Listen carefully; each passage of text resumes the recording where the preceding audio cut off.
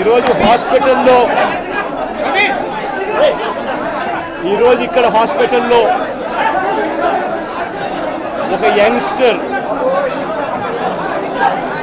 బహుశా 20-25 ఏళ్ళు ఉంటాయేమో తన పిల్లాడికి. ఆ 20 ఏళ్ళ పిల్లాడిని ఎందుకు నిర్దాక్షిణ్యంగా కొట్టారో కూడా తెలియదు. కేవలం ఎన్నికల్లో వైఎస్ఆర్ కాంగ్రెస్ పార్టీకి తరఫున తాను ఓటు వేశాడని, వైఎస్ఆర్ కాంగ్రెస్ పార్టీకి సంబంధించిన కుటుంబానికి చెందిన వ్యక్తిని అతి దారుణంగా కావాలని అదే పనిగా వెంపర్లకు ఒక వెహికల్లో వచ్చి దారిలో పోతా ఉన్న పిల్లోడిని బైక్ ఆపి నిర్దాక్షిణ్యంగా కొట్టి హాస్పిటల్ పాలు చేస్తూ ఉంటే ఏమి సాధిస్తూ ఉన్నారు? ఇంతవరకు పులివెందుల్లో ఎప్పుడు ఇలాంటి సాంప్రదాయం లేదు. ఎన్నో ఎన్నికల్లో చేశారు, ఎప్పుడు పులివెందుల్లో ఇలాంటి సాంప్రదాయం లేదు. ఎన్నికలు అయిపోయిన తర్వాత ఓటు వేయని వారిని కొట్టే కార్యక్రమం ఎప్పుడు జరగల. రాష్ట్ర వ్యాప్తంగా కూడా ఒక భయాందోళన వాతావరణం క్రియేట్ చేయడం కోసం అని రాష్ట్ర వ్యాప్తంగా ఇదే చేయిస్తూ ఉన్నారు దగ్గరుండి. ఏం సాధిస్తారు దీనివల్ల? మీరు వేసే ఈ బీజం చేసే ఈ చెడు సాంప్రదాయం రేపొద్దున మళ్ళీ తెలుగుదేశం పార్టీ కార్యకర్తలకి చుట్టుకుంటుంది.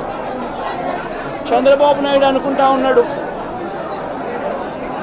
తానేదో ఈ మాదిరిగా చేసి భయాందోళన క్రియేట్ చేసి వైఎస్ఆర్ కాంగ్రెస్ పార్టీకి ఓటు వేసిన వాళ్ళని కొట్టడం వల్ల ఒక తెలియని ఆనందం తనలో ఏదో పొందాలని చెప్పి అనుకుంటా ఉన్నాడు. రాష్ట్ర వ్యాప్తంగా ఒక భయాన్ని క్రియేట్ చేయాలని ప్రయత్నం చేస్తూ ఉన్నాడు. కానీ నేను చంద్రబాబు నాయుడు గారికి మరొక్కసారి కూడా చెప్తా ఉన్నా, ఒక చెడు సాంప్రదాయానికి నాంది పలుకుతూ ఉన్నారు. దయచేసి ఆపండి. ఆపకపోతే మాత్రం ఎల్లకాలం మీరే అధికారంలో ఉండరు. అధికారం మారిన రోజున ప్రజలు చంద్రబాబు నాయుడు గారు చేస్తూ ఉన్న ఈ అన్యాయాలను చూసి శిశుపాలని పాపాలు పండినట్టుగా ఆ పాపాలు చాలా వేగంగా పండుతూ ఉన్నాయి. అధికారం మారిన రోజున తాను చేస్తూ ఉన్న ఈ చెడు సాంప్రదాయం తనకే చుట్టుకుంటుంది. ఈరోజు దెబ్బలు తగిలినా దెబ్బలు తిన్నా ప్రతి ఒక్కరూ కూడా రేపొద్దున ఇదే మళ్ళీ అటువైపున చేసేదానికి మీరంతటి మీరే బీజం వేస్తూ ఉన్నారు. ఇది సరైన పద్ధతి కాదు. నాయకులుగా ఉన్న మనలాంటి వాళ్ళం ఇలాంటివి ప్రోత్సహించాల్సిన పని ఎప్పుడు రాకూడదు, జరగకూడదు.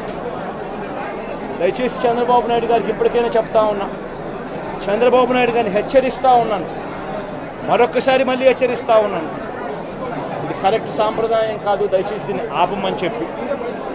నిజంగానే ఒకసారి మీరు కూడా వెళ్ళి ఒకసారి చూడండి. ఒకసారి ఏం పాపం చేశాడు నా పిల్లోని, ఎందుకు కొట్టారు, ఏం పాపం చేశాడని కొట్టారు. ఒకసారి హాస్పిటల్లో కూడా ఒకసారి చూడండి. ఒకసారి 90 మంది పిల్లలు ఇక్కడ జాయిన్ అయ్యారు. మధ్యాహ్న భోజనం పథకం సరిగ్గా జరగడం లేదు. పిల్లలకు కనీసం బ్యాగుల సప్లై కూడా సరిగ్గా జరగడం లేదు. ఇచ్చేటోడు ఎవడు ఇవ్వడం లేదు సరిగ్గా ఏది వ్యవస్థ అనేది ఏది సరిగ్గా జరగడం లేదు. వ్యవస్థను గాడిలో పెట్టండి.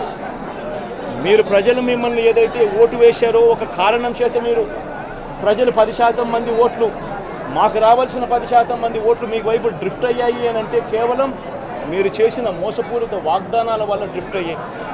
ప్రజలు మీ దగ్గర నుంచి ఎక్స్పెక్ట్ చేస్తూ ఉన్నారు. రైతులు అల్లాడిపోతూ ఉన్నారు, రైతు భరోసా అందక. పిల్లలు అల్లాడిపోతూ ఉన్నారు, పిల్లలు బడులు స్టార్ట్ అయ్యాయి కానీ తల్లులకు అమ్మఒడి కార్యక్రమం ద్వారా వస్తూ ఉన్నది రావడం లేదు. తల్లులు ఎదురుగా ఆశగా ఎదురు చూస్తూ ఉన్నారు. వాళ్ళని చూసుకోండి. అక్క చెల్లెమ్మలకి ఇస్తామన్నారు నెల 1500 రూపాయలు, అది ఇచ్చే కార్యక్రమం చూసుకోండి. ఇంటింటికి ఉద్యోగం అన్నారు, ఉద్యోగం ఇవ్వకపోతే 3000 రూపాయలు ప్రతి ఇంటికి నిరుద్యోగ వృత్తి అన్నారు. ఆ పిల్లలందరూ ఎదురు చూస్తూ ఉన్నారు, మీరు ఎప్పుడెప్పుడు ఇస్తారు 3000 రూపాయలు నిరుద్యోగ వృత్తి అని.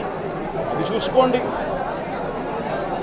ఇటువంటి ఏవి కూడా మంచి కార్యక్రమాలు ఏవి కూడా చేయకుండా రాష్ట్ర వ్యాప్తంగా భయాందోళన మాత్రమే క్రియేట్ చేసే దుర్బుద్ధిని చేసే దుశ్చర్యను ఆపండి అని మరొకసారి హెచ్చరిస్తూ చెప్తా ఉన్నాం.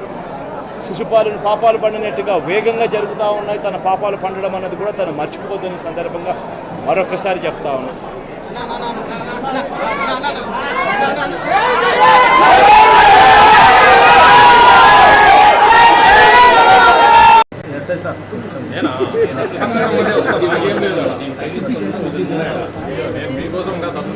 నా సెల్లు ఎవరు ఏ జపాల్ ఫోటోలు తీసుకున్నాను.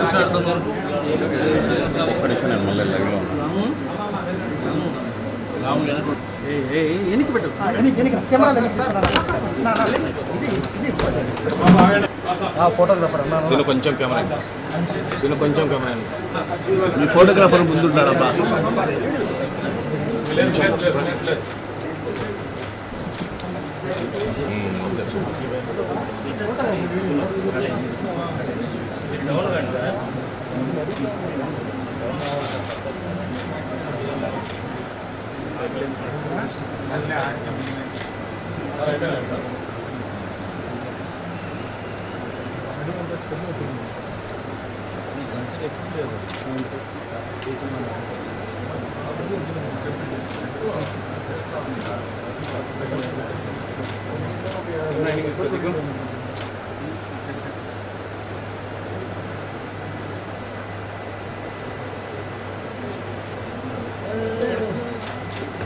జగో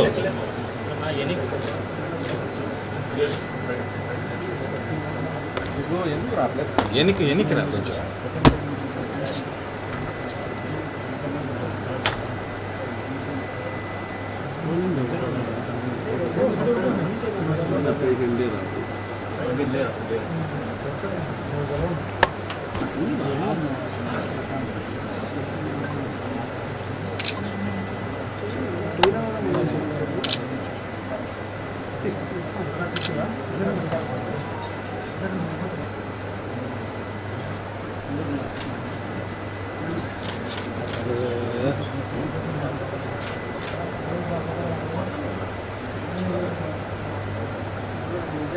వెరీ స్ట్రాంగ్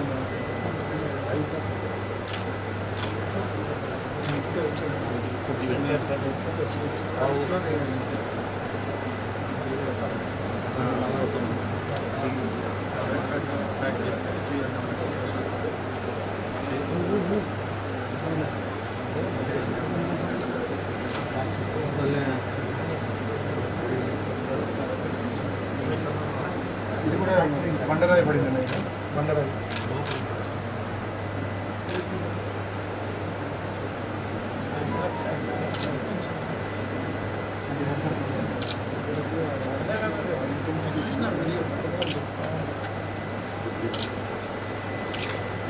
పాప